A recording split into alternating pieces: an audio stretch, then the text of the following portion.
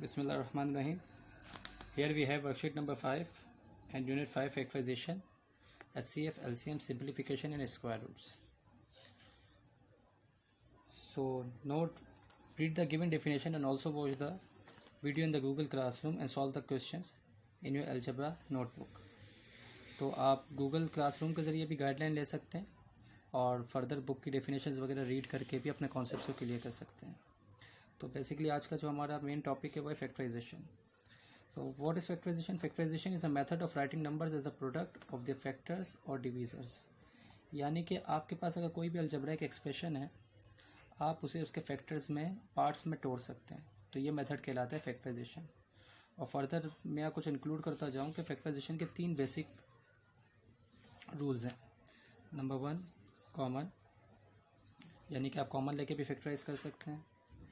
Number 2, अगर एक ऐसी अलजेब्रिक एक्सप्रेशन है जिसमें 3 टर्म्स हैं तो आप उसकी मिडिल टर्म को भी ब्रेक करके फैक्टराइज कर सकते हैं. And third one is formula. आप फार्मूला की मदद से भी फैक्टराइजेशन कर सकते हैं. इसके बाद फर्दर एक और चीज़ है स्क्वायर. स्क्वायर क्या होता है? जब आप किसी नंबर को उसी से मल्टीप्लाई कराएं और उसे आपको एक नया नंबर मिले तो वो नंबर उस नंबर का स्क्वायर होता है. इसके बाद एज एन एग्जांपल हमने एक्सरसाइज नंबर 5.2 से एक प्रॉब्लम ली है जिसमें हम एक अलजेब्राइक एक्सप्रेशन के फैक्टर्स मालूम करेंगे, उसके फैक्टर्स बनाएंगे. तो प्रॉब्लम है A square minus B square minus 2a plus 1.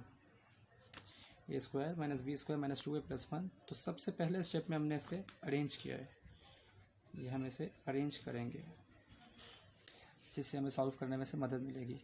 जब हमने इसे अरेंज किया तो यहाँ पे हमारे पास difference of 2 term the whole square का फार्मूला बन गया. Difference of 2 term the whole square is equal to A square minus 2ab plus B square. A minus B the whole square is equal to A square minus 2ab plus B square. Here we know कि A एक square term है और 1 भी already एक square term है. जब हमने इसके फैक्टर ब्रेक किया, यहाँ पे हमारे पास ए की जगह ए ही है और बी की जगह हमें 1 दिया हुआ है. So A square minus 2 1 2a plus it means that ये इस तरीके से A square minus 2ab plus B square. A 1 1 and A.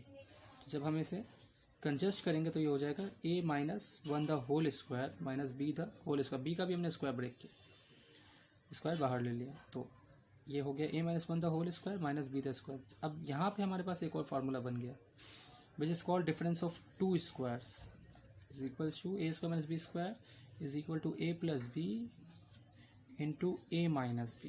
It's called difference of 2 squares, यानी कि 2 स्क्वायर्स का डिफरेंस, 2 स्क्वायर्स का डिफरेंस. तो we know that the difference of 2 squares is equal to a plus b and a minus b. So here we have first term is a minus 1 and second term is b. So a minus 1 plus b, a minus 1 minus b. तो ये हमारी पहली problem हो गई. I hope आपको सारी बातें इसमें समझ आई होंगी. अगर कुछ ना समझ आए हो तो आप पूछ सकते हैं. इसके बाद हमने एक्सरसाइज नंबर 5.2 से एक और प्रॉब्लम ली है.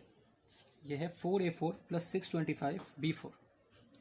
तो इस प्रॉब्लम को देखते हैं. यहाँ हमने सबसे पहले अपनी फर्स्ट टर्म का स्क्वायर ब्रेक किया और सेकंड टर्म का भी स्क्वायर ब्रेक किया. जब हमने अपनी फर्स्ट टर्म का स्क्वायर ब्रेक किया तो ये हो गया 2 स्क्वायर द होल स्क्वायर, और सेकंड टर्म का स्क्वायर ब्रेक किया तो ये हो गया 25 दस b the square the whole square. अब यहाँ पे हमने एक टेक्निक यूज़ की है which is called plus 2ab minus 2ab technique. यानी कि हमारे पास ये दोनों नंबर स्क्वायर टर्म में थे. ऐसी बात है 2a स्क्वायर, जैसे कि ये है 4a4 प्लस 625b4. तो जब हमने इसका भी स्क्वायर ब्रेक किया, इसका भी स्क्वायर ब्रेक किया, तो हमारे पास सम ऑफ स्क्वायर का कोई फार्मूला मौजूद नहीं है. सम ऑफ स्क्वायर का कोई फार्मूला नहीं है, तो इसलिए हम प्लस 2ab और माइनस 2ab की टेक्निक यूज़ करते हैं. ये स्क्वायर में ब्रेक हो गया, ये भी अपने स्क्वायर में ब्रेक हो गया, और यहाँ पे भी इनके स्क्वायर आ जाएंगे इसी तरीके से जो स्क्वायर में ब्रेक हुए थे, यानी कि इनके रूट्स आ जाएंगे. यहाँ पर भी इनके स्क्वायर रूट आ जाएंगे. तो ये बेसिकली प्लस 2ab -2ab की एक टेक्निक है, बेसिकली एक अच्छा टूल है जो अक्सर हमारे हेल्प करता है हमें प्रॉब्लम्स को सॉल्व करने के लिए। तो ये देखिए हमने इसका स्क्वायर ब्रेक किया, इसका स्क्वायर ब्रेक किया, और ये +2ab और ये -2ab। ये -2ab कैसे बना, 2 2 4 4 5 25, a² b²। अब यहाँ पे जब हमने +2ab को यूज़ किया तो इन दोनों स्क्वायर के साथ जब 2ab सम हुआ तो a² + 2ab + b² का फॉर्मूला बन गया।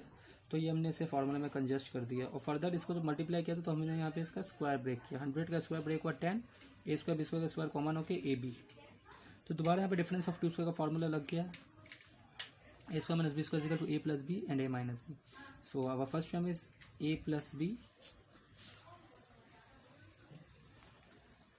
2a² + 25b² + 10ab, 2a² + 25b² - 10ab। तो ये हमारी नेक्स्ट टर्म आ गई, ये आंसर आ गया हमारा। इसके अलावा होम टास्क के लिए आप क्वेश्चन नंबर 1 के 2 to 9 पार्ट, क्वेश्चन नंबर 2 के 2 to 9 पार्ट आप ट्राई कर सकते हैं। वो भी फर्दर इसी के सिमिलर है, बस कुछ फार्मूला का प्लस या माइनस फार्मूला का फ़र्क होगा। अच्छा, अब इसके बाद हमने एक्सरसाइज 5.3 से कुछ प्रॉब्लम्स दिए हैं, 2 प्रॉब्लम्स दिए हैं, जैसे कि 24x² - 81x + 27। अब देखिए यहाँ पे 3 टर्म्स हैं, तो आई होप यहाँ पे मिडिल टर्म ब्रेक भी हम यूज़ कर सकते हैं, फार्मूला भी यूज़ कर सकते हैं। तो देखते हैं, और इसके अलावा कॉमन की भी टेक्निक है एक तो हमारे पास। तो देखा जाए तो यहाँ 24, 81 और 27 ये तीनों मल्टीपल हैं, यानी कि एक ही टेबल में आते हैं, जैसे कि 3 के टेबल में 24 भी, 81 भी, 27 भी। तो हमने 3 कॉमन ले लिया, 24 आता है 8 टाइम्स, 81 आता है 27 टाइम्स और 27 3 के टेबल में आता है 9 टाइम्स। तो 3 कॉमन आ गया।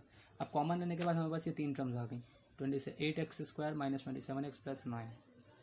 अब हम क्या कर सकते हैं, अब हमने जब ये 3 टर्म है तो 2 तरीके हो सकते हैं, फार्मूला है मिडिल टर्म ब्रेक। तो 8 हमारे पास स्क्वायर नहीं है तो फार्मूला नहीं बनता, तो हम यहाँ पे मिडिल टर्म ब्रेक करेंगे। मिडिल टर्म ब्रेक करने के लिए आप हमेशा अपनी एक्सट्रीम टर्म्स का प्रोडक्ट करेंगे, यानी कि 8 का प्रोडक्ट 9 से, 8 × 9 = 72। अब जो भी आपका प्रोडक्ट आया एक्सट्रीम्स का प्रोडक्ट, उसके आप फैक्टर्स करेंगे। फैक्टर्स करेंगे 72 के, तो 72 के फैक्टर्स हमने प्राइम फैक्टर्स दिए, तो आया 2 2 2 3 × 3। अब हमने इन फैक्टर्स को ऐसे एडजस्ट करना है कि हमारे पास ये 27 बन जाए, ठीक है जी। तो हमने इन फैक्टर्स के साथ क्या किया, 2 2 = 4, 4 2 = 8, 8 3 = 24 और +3, यानी कि 24 + 3 ये हो गया 27। और ये दोनों माइनस में भी हो सकते हैं, -24 -3, तो ये हो जाएगा -27, जो कि यहाँ पे लिखा हुआ है -27। तो हमने हमारे लिए सूटेबल था कि हम -24 और -3 लेते। तो ये हम -24 और -3 के 27 के फैक्टर्स को हमने -27 को हमने ब्रेक किया, -24 -3 × x में। तो आपकी जब मिडिल टर्म ब्रेक होगी तो ये 2 पार्ट्स इस तरीके से हमारे पास, जब ये ऊपर 3 टर्म, ये 4 टर्म्स बन जाएंगे हमारे पास। तो जब ये 4 टर्म बन गई तो हम 2 में से कॉमन ले लेंगे। तो यहाँ पे हमारे 8 और 24 दोनों एक दूसरे के मल्टीपल हैं, 8 के टेबल के मल्टीपल हैं। सो और x भी दोनों में कॉमन है, तो 8x कॉमन आ गया। तो यहाँ से हमारे पास बचा कोफिशिएंट तो 1 हो गया, और x की पावर 2 थी तो ये x हो गया। और यहाँ से 24 आता है 8 के टेबल में 3 टाइम्स, और x कॉमन आ गया बाहर। और यहाँ से सबसे पहले तो अगर यहाँ पे जब कभी भी आपके पास माइनस साइन स्टार्ट में आएगी ना, आप उसे कॉमन ले लेंगे। सो -3 कॉमन आ रहा है हमारे पास, और प्लस मतलब होता है 2 minus, minus into minus plus, तो माइनस इंटू माइनस प्लस। तो हमने यहाँ से माइनस साइन कॉमन ले ली, तो -3 कॉमन गया, तो ये x जो नेगेटिव था पॉजिटिव हो गया, और प्लस का 9 था ये -9 हो गया। मिडिल टर्म ब्रेकिंग में एक चीज़ का ख्याल रखिए, आपके हमेशा ये दोनों ब्रैकेट सेम आने चाहिए। अगर आपके दोनों ब्रैकेट सेम आ गए, इट मीन्स दैट आपने बिल्कुल सही काम किया है। सो अब आप नेक्स्ट क्या करेंगे, आपने दोनों में से x - 3 सेम आ गए, अब ये x - 3 की ब्रैकेट कॉमन आ गई। तो जब x - 3 की ब्रैकेट कॉमन है तो यहाँ से बचा 8x - 3 और x - 3, तो ये हो गया 3 × 8x - 3 × x - 3। सो 24x² - 81x + 27 के फैक्टर्स हमारे पास आ गए 3 × 8x - 3 × x - 3। तो ये हमारा आंसर हो गया। तो यहाँ हमारे पास 5.3 की एक और प्रॉब्लम है, 6xy² z - x² y² z - 2x³ y²z। तो यहाँ पे अगर हम इन तीनों टर्म्स में देखें तो हमारे पास xy² z कॉमन आ रहा है, xy² z, xy² z, xy² z। Common लेने के बाद यहाँ से हमारे पास 6 बचा, यहाँ से -x और -2x²।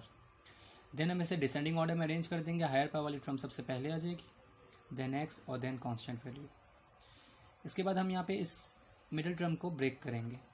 सो मिडिल टर्म को ब्रेक करने के लिए क्या करना पड़ता है, प्रोडक्ट ऑफ एक्सट्रीम्स, यानी कि हम एक्सट्रीम्स का प्रोडक्ट करेंगे। 2 × 6 = 12 और देन हम इस 6 के फैक्टर्स 12 के फैक्टर्स बना देंगे। 12 2 6 2 3 एंड 3 1